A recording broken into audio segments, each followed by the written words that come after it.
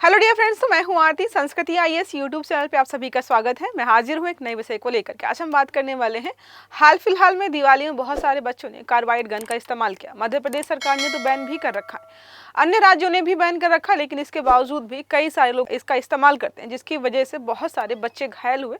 कुछ लोगों की तो आंखों की रोशनी ही चली गई। अब इसमें होता यह कि ऐसे इतने एक तरीके से ऐसे महीन कण आपकी आंखों में जाते हैं तो आंखों की झिल्लियां होती हैं, आंखों में छेद हो जाते हैं। अब उनको भरना केमिकल्स के माध्यम से काफ़ी मुश्किल हो जाता है। कई बार ऐसा होता है कि केमिकल से मतलब एक तरीके से दवाइयाँ लगाने की वजह से एलर्जी होना शुरू हो जाती है आंखों में। इलाज संभव नहीं हो पा रहा था। अब हाल फिलहाल में एक नई खोज की गई कि जो बच्चे होते हैं गर्भ में, जब वो निकलते हैं, जिस मेम्ब्रेन में रहते हैं, उसका इस्तेमाल करके इस प्रकार की आंखों का इलाज हम कर पाएंगे। मध्य प्रदेश में बहुत सारी जगहों पर इलाज सक्सेसफुली किया भी गया है, जिसका प्राइवेट अस्पतालों में 35,000 से 70,000 तक के चार्जेस लगते हैं। मात्र 250 रुपये में यहाँ पर इलाज किया जा रहा है। तो एक तरीके से किफ़ायती भी है, कम जो है आर्थिक तौर पर भारीपन भी नहीं महसूस हो रहा। तो बहुत सारे बेनिफिट्स हैं। अब यहाँ पर बात करेंगे कि आखिरकार इसके माध्यम से ये इलाज कैसे किया जाए। तो क्या लिखा है, गर्भ से मिलने वाली, इसका देखो याद रखिएगा नाम क्या है, एमनियोटिक मेम्ब्रेन। अगर आपने जो है थोड़ी बहुत बायोलॉजी ढंग से पढ़ी है तो पता होगा कि जब बच्चा जिस थैले में रहता है उसमें एक मेम्ब्रेन होती है, अंदरूनी परत होती है, और उसी का इस्तेमाल करके यहाँ पर बच्चों का इलाज किया गया है। आंखों की रोशनी को लाने में सक्षम भी रहे हैं। पहले बात करते हैं चर्चा में क्यों। तो भोपाल के एम्स में डॉक्टर्स ने नवजात शिशुओं की गर्भनाल से मिलने वाली झिल्ली एमनियोटिक मेम्ब्रेन की मदद से 13 मरीजों की आंखों की रोशनी वापस लौटाई है।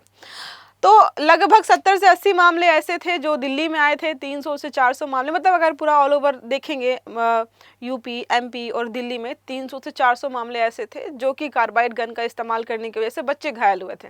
अब आपके मन में आ रहा होगा घायल कैसे हो रहे हैं। तो कार्बाइड गन्स होती हैं जिनका इस्तेमाल करते हैं पटाखे टाइप का, मतलब आवाज़ करने के लिए। उसमें हो ये रहा था कि ऐसे उन्होंने छुटाया, उसको जो है जलाने का प्रयास किया तो जला नहीं। तो बच्चे क्या करते थे, उसको देखते थे कि क्या गड़बड़ है इसमें। जैसे ही देखते थे गड़बड़ क्या है तो उस समय उसे विस्फोट हो जाता था या वो चल जाती थी, जिसकी वजह से उनके फेस पे और आंखों पर सबसे ज़्यादा प्रभाव पड़ता था। सभी मरीज कार्बाइड गन विस्फोट से घायल हुए थे। तकनीकी की बात करते तो गंभीर नेत्र चोट के मामलों में जीवित पट्टी के रूप में इसका इस्तेमाल किया जा रहा है। कहीं पर सर्जरी के माध्यम से उसको अटैच कर देते हैं जहां पर भी डैमेज हुए होते हैं आंखें। कहीं पर एक स्पेसिफिक लेप लगा करके इसको रिपेयर या रिकवर करने का प्रयास किया जा रहा है। अब बात करते हैं एमनियोटिक मेम्ब्रेन क्या होती है। देखिए, फीटस है, बच्चा है, और ये होती है एमनियोटिक सेल। तो बच्चे के बिल्कुल पास वाली जो परत होती है, जिस थैले में रहता है, उसी को हम इसके नाम से जानते हैं। अब आपने बहुत सारे प्रयोग वगैरह पढ़े होंगे, बहुत सारे बायोलॉजिकल टर्म्स पढ़े होंगे, जिससे बताया जाता है कि बच्चा जब भ्रूण में होता है तो उस समय जो सेल्स वगैरह वहाँ पे डेवलप्ड होती हैं वो बहुत सारे बीमारियों के इलाज में काम आती हैं, क्योंकि वो डेवलपमेंट वाले फेज में होती हैं। तो उन मेम्ब्रेन्स का इस्तेमाल करके या उन टिश्यूज का इस्तेमाल करके बहुत सारी बीमारियों का इलाज किया जाता है, और उसी का इस्तेमाल यहाँ पर किया जा रहा है। एमनियोटिक मेम्ब्रेन क्या होती है, प्लेसेंटा या गर्भनाल की सबसे अंदरूनी झिल्ली होती है। बहुत पतली होती है, पारदर्शी और लचीली होती है। ग्रोथ फैक्टर्स इसमें बहुत सारे होते हैं, एंटी इन्फ्लामेटरी प्रोटीन भी होता है, और हीलिंग एजेंट बहुत ज़्यादा होता है। बच्चे को समझिए, बच्चा कितना नाजुक होता है, तो उसको एक तरीके से प्रोटेक्ट करने के लिए जो चीज़ें प्रकृति में बनाई है उसी का एक बहुत बेमिसाल सा उदाहरण है। प्राकृतिक रूप से ही पाए जाते हैं, इसको आर्टिफिशियली अभी तक कहीं नहीं बनाया गया है। यह झिल्ली आंख की सतह पर प्राकृतिक पट्टी की तरह काम करती है। जैसे नेचुरली हमारी आंखों में जो स्किन सेल्स होती हैं, वैसा ही ये काम करती है। जब आंख का ऊपरी हिस्सा कॉर्निया या कंजक्टाइवा जो होता है, ये गंभीर रूप से घायल हो जाता है या खत्म हो जाता है या डैमेज हो जाता है, तो मैंने बताया जब बच्चे गम चलाते हैं तो उनकी आंखों के जो ऊपरी परतें होती हैं उसमें छेद हो जाते हैं। कई बार तो छेद नॉर्मल पट्टी के माध्यम से, सर्जरी के माध्यम से ठीक भी हो जाते हैं। अब सोचिए, दवाई लगाएंगे तो इन्फेक्शन बढ़ जाता है। कई बार आंखें बच्चों की जो होती है या जिसकी भी आंखों में ये इस प्रकार की घटना हुई हो, आंखें वाइट होना शुरू हो जाती है। तो इस समस्या का समाधान हो गया। अब इसका इलाज कैसे करेंगे, बहुत सारे तरीके हैं, सारे 1 बाय 1 समझ लेते हैं। प्रसव के बाद प्लेसेंटा को सुरक्षित रूप से संरक्षित किया जाता है। पहले जिसको वेस्ट समझते थे वो इलाज के काम में आ रहा है। तो मतलब आप समझिए, प्रकृति ने ऐसा बनाया इंसान को कि हर चीज काम की है आपके। झिल्ली को स्टेराइज करके प्रक्रिया के दौरान तैयार किया जाता है। सर्जरी के दौरान इसे आंखों की सतह पर ग्राफ्ट किया जाता है। ठीक है। झिल्ली आंख की क्षतिग्रस्त कोशिकाओं को पुनर्जीवित करती है और घाव जल्दी भर जाते हैं। डॉक्टरों के अनुसार सही समय पर इलाज मिलने पर 15 दिनों में 80% तक विजन वापस आ जाता है।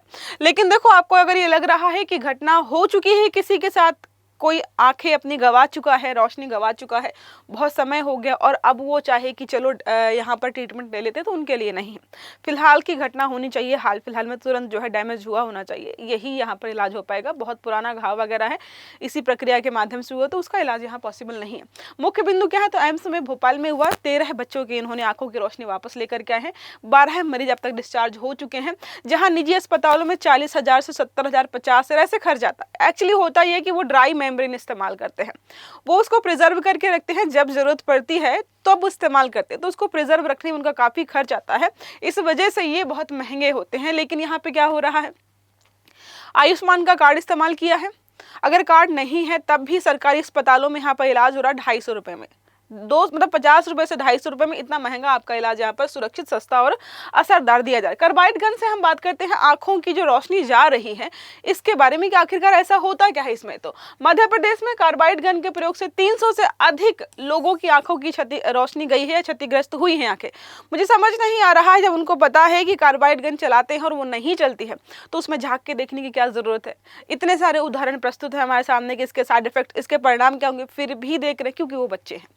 अकेले भोपाल में 70 मरीज हैं। कार्बाइड गन से निकलने वाले गैसों में फास्फोरस होता है, आर्सेनिक होता है और हाइड्रोजन होता है।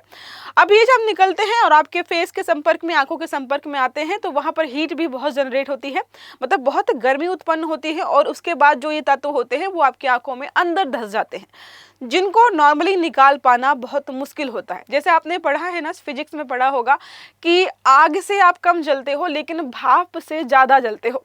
भाप में और एक और उष्मा जो है संतृप्त रहती है, जो कि दिखाई नहीं देती है, तो भाप से आप ज़्यादा जलेंगे कंपेरिजन टू द मतलब हीट। ओके, अब आंखों की नसों में या कार्नियल सेल्स को स्थायी नुकसान पहुंचाते हैं। मुख्यमंत्री के निर्देश पर यहाँ पर राज्य ये कार्बाइड गन हर जगह बैन है, फिर भी बहुत सारे लोग इस्तेमाल करते हैं इसका। अब उदाहरण देखें तो हमने देख लिया है, 29 अक्टूबर को इन्होंने 12 वर्षीय बच्चे की आंखों जो कार्बाइड गन की वजह से घायल हुई थी, हाल फिलहाल में उसको इन्होंने रिलीज कर दिया है। अब स्टेम सेल से भी आंखों का इलाज हो सकता है। स्टेम सेल से आंखों का क्या, बहुत सारी बीमारियों का इलाज हो पाता है। स्टेम सेल कोशिकाओं के बारे में ये भी कहा जाता है कि अगर आपको कोई बॉडी पार्ट डेवलप नहीं हुआ है तो इनके प्रयोग से उसको भी दोबारा बना सकते हैं। जिन मरीजों को अत्यधिक नुकसान हुआ है या इलाज में देरी हो गई है, उन्हें सिंपल लिम्पल जो है एपिथेलियल ट्रांसमिशन या ट्रांसप्लांटेशन के माध्यम से ठीक कर सकते हैं। इसमें स्वस्थ आंखों से स्टेम, अब देखो, अब मैंने आपको बताया था कि जो हमने देखा अभी, उस सेल के माध्यम से जो पुराने मरीज हैं उनका इलाज नहीं हो सकता है, लेकिन उनके लिए एक दूसरा तरीका होता है। जो स्वस्थ आंख होती है उससे सेल्स निकाल करके दूसरी आंख में इम्प्लांट किए जाते हैं, तो आप कुछ समय बाद स्वस्थ हो जाएंगे। तो इम्प्लांटेशन इसको कह सकते हैं, कॉर्निया ट्रांसप्लांट कहा जाता है। यह तकनीक भी भारत में जो है तेजी से लोकप्रिय हो रही है। कम खर्च में बड़ी राहत, हमने देख लिया है कि ये जो मेम्ब्रेन इस्तेमाल की जा रही है, नॉर्मली 250 से 300 रुपए आपके लगेंगे और आपका पूरा इलाज हो जाएगा। ठीक है, चलो अब बात करते हैं तकनीकी के लाभ क्या होंगे। तो हमने देखा घाव तेजी से भरते हैं, क्योंकि ये जो मेम्ब्रेन है इसमें हीलिंग पावर बहुत ज़्यादा होती है, इस वजह से बहुत जल्दी घाव भर जाते हैं। आंखों की पारदर्शिता बनी रहती है। नॉर्मली क्या होता है, जैसे आपको बताया, जो दवाइयाँ होती हैं जब लगाते हैं आंखों के ऊपर तो आंखों का कलर वाइट हो जाता है, यह बहुत ज़्यादा प्रभावित हो जाती है केमिकल्स की वजह से, तो पारदर्शी उनका विजन रहता नहीं, बट इसमें पारदर्शी रहेगा। संक्रमण का खतरा ही नहीं है, क्योंकि कोई भी ऐसा सब्सटेंस इस्तेमाल नहीं किया जा रहा है जो बहुत ज़्यादा केमिकल वाला हो। स्टेम सेल्स की ग्रोथ ये बढ़ा देता है, प्राकृतिक हीलिंग है, दृष्टि की पुनः प्राप्ति यहाँ पर लोगों की हो सकती है। अब मध्य प्रदेश का मामला हमने देख लिया है, 700 पेशेंट हैं और जो है कुछ रिलीज हो गए हैं, कुछ का इलाज चल रहा है। अब जाहिर सी बात है, मध्य प्रदेश में ये हुआ है तो अन्य राज्यों में भी इसी प्रयोग के माध्यम से जो बच्चे घायल हुए हैं, जो लोग घायल हुए हैं कार्बाइड गन से, उनका भी इलाज संभव हो पाएगा। अब एक प्रश्न हमारा इसी आर्टिकल संबंधित है, एमनियोटिक मेम्ब्रेन में निम्न में से कौन से तत्व प्राकृतिक रूप से पाए जाते हैं। पहला है ग्रोथ फैक्टर, दूसरा है एंटी इन्फ्लेमेटरी प्रोटीन, तीसरा है हीलिंग एजेंट और चौथा और आखिरी विकल्प है हमारा है उपरोक्त सभी। सही आंसर आपको देना है कमेंट बॉक्स में। आई होप ये आर्टिकल आपको समझ में आया होगा। अगर वीडियो अच्छा लगा है तो लाइक करना है, चैनल को सब्सक्राइब करना है, बेल आइकन दबाना, ताकि जितने भी इस प्रकार के आर्टिकल्स हैं वो सारे आपको समय पर मिलते रहे। तो अच्छे से पढ़िएगा। Have a good day, thank you.